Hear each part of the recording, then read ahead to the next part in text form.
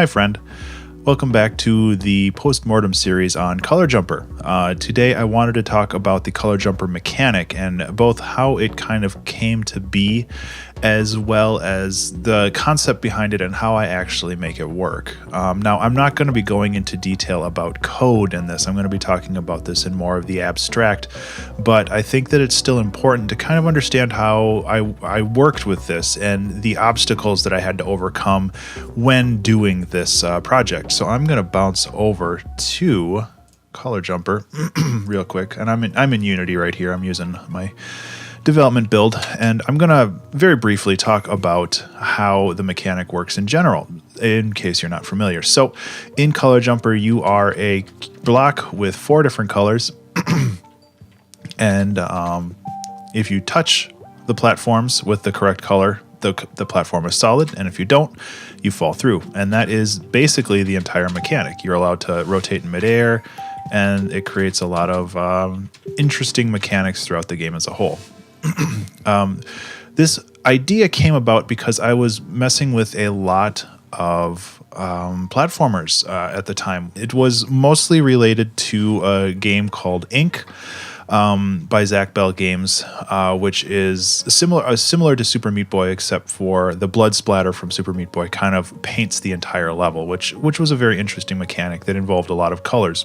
Eventually, I came to the idea of having a platformer that revolved around your positioning and your rotation, because I really love platformers like that. And the initial idea was very simple. It was just having a box with 4 colors, and those 4 colors determined how the level was, how available the level was to you from a movement perspective. Inside the game itself, I want to talk about how the mechanic works. And again, I'm not going to be talking code-wise here. I'm going to just talk about it in the abstract.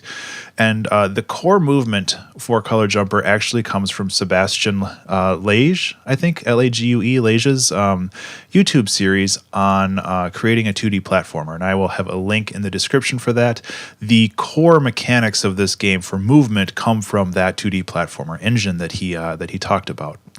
However, I had to make some adjustments for it, because in certain circumstances, like if the player fell straight down here, he would go through that platform, and I would basically have to set up a system to express whether or not platforms are solid. So one thing I do is the player character here has a struct that talks about the colors. So, you know, there's green here and yellow here, and so we have the up, down, left, right.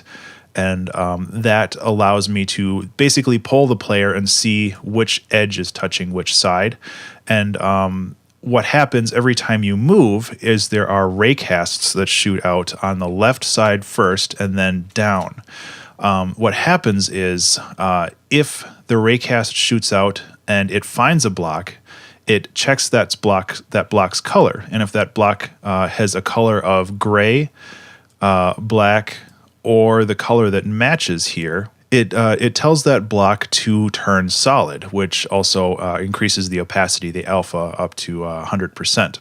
However, if it is not the same color, like if it raycast down here and it found that red compared to the blue, it would actually turn off the collider and everything for that block. So even though all of these blocks are in a semi-opaque state, all their colliders are still on, and that's very important, because without those colliders on, I wasn't actually able to pull the blocks.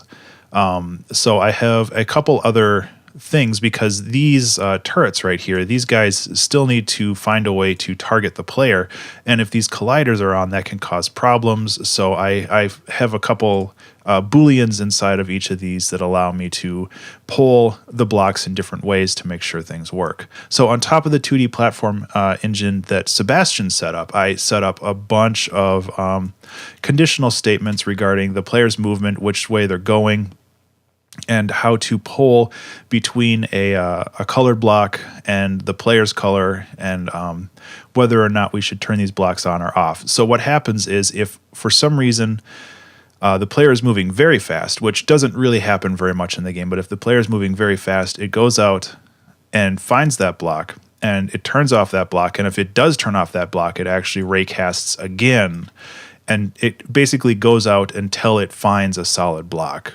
or if it goes until the movement for the player for that frame is exhausted. So that's really the core mechanic of this game and how everything kind of revolves around it. We also have later in the game, and I think I mentioned this in a prior postmortem, we have beams, which work on the same principle, where it's basically the raycast of the beam is polling the direction of the player, and if it's the same color, we apply some movement to the player, and if it's the wrong color, then it just tells the player that, oops, you're dead. So there are a lot of edge cases with this as well, and I'm going to try to find one for you real quick here. Okay, so level 40 here actually has a lot of where the edge cases happened because there's a lot of different things going on. One of the main edge cases that I ran into was related to moving platforms, and there's so many things that can go wrong when moving platforms are involved. One of the big things that I ran into, so in this case right here, not only is the player moving up through basically a solid object because the blue is triggering this blue block.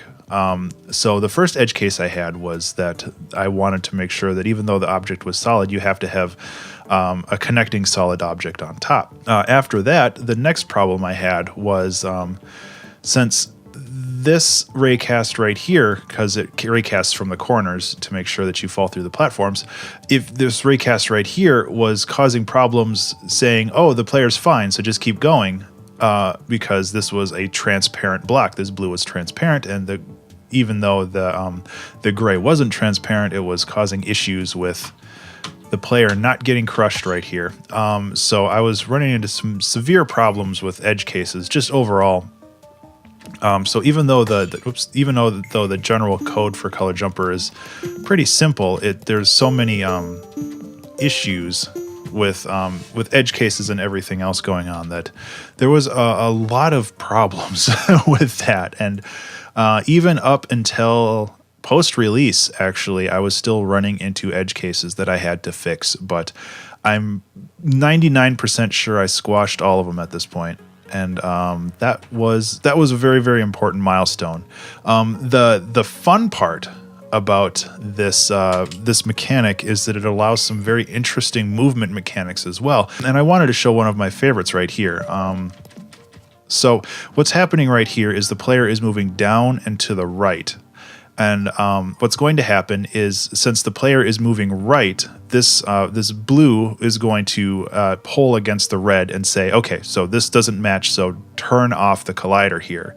But then the red is going to pull down. Well, it doesn't find the red block, because if we keep moving in here, you can see the player keeps moving down because the blue turns off the collider and the red can't find the collider, so it's looking down even further. So if we go to the next frame here, we find that now that the blue is not turning off that collider anymore, the red is allowed to turn it on.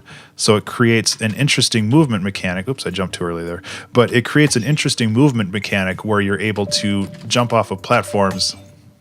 So it creates an interesting movement mechanic where you're able to jump off of platforms and move quicker than you expected. And this works in a lot of different ways. You can go like this and skip a bunch of that level as well.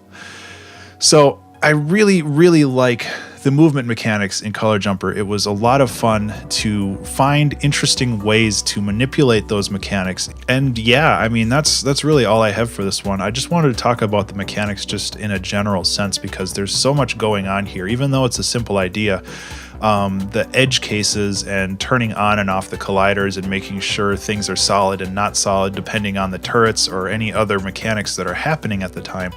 There's just a lot going on.